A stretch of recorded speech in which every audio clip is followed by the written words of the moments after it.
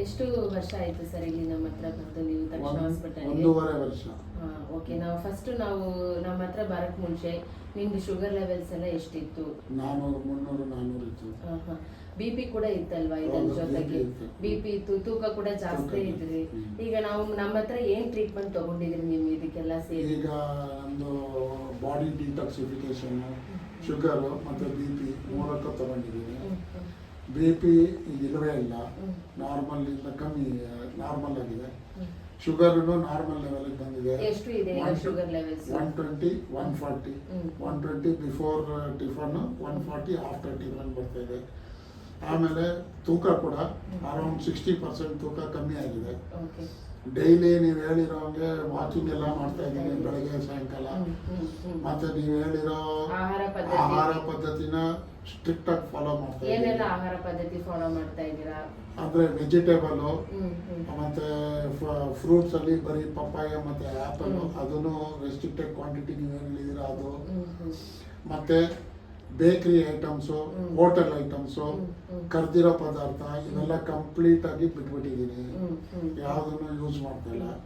ಮತ್ತೆ ಸ್ನ್ಯಾಕ್ಸು ಇಂಥದ್ದೆಲ್ಲ ಏನು ತಗೊಂಡಿಲ್ಲ.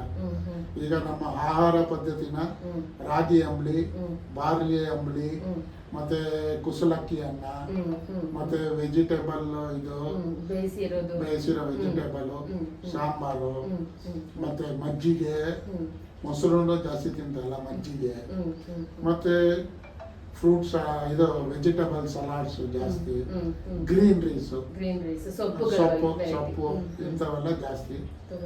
ನಾವು ನಾನ್ ವೆಜಿಟೇರಿಯನ್ ಆಗಿದ್ರು ಮಟನ್ನು ಚಿಕನ್ನು ಎಲ್ಲದನ್ನು ವಾರ ತಿಂತಿದ್ದವ್ರು ಇವಾಗ ಮಂತ್ಲಿ ಒನ್ಸ್, ಇಲ್ಲಾಂದ್ರೆ 3 ಮಂತ್ಸಿಗೆ ಒನ್ಸ್ಗೆ ಮಾಡಿದ್ವಿ ಅಷ್ಟೇ. ನಮ್ಮ ಸರ್ವಿಸ್ ಎಲ್ಲ ಹೇಗಿತ್ತು? ಮೆಡಿಸಿನ್ಸ್ ಎಲ್ಲ ಹೇಗಿದೆ?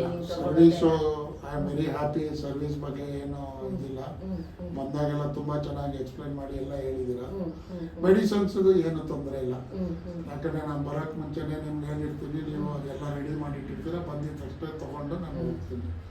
ಸೊ ನಮಗೆ ಡಿಸ್ಟೆನ್ಸ್ ತುಂಬಾ ದೂರದಿಂದ ಬರೋದ್ರಿಂದ ನಮಗೆ ಕಾಯೋದು ಮತ್ತೆ ತೊಂದರೆಗಳಾಗೋದೇನಿಲ್ಲ.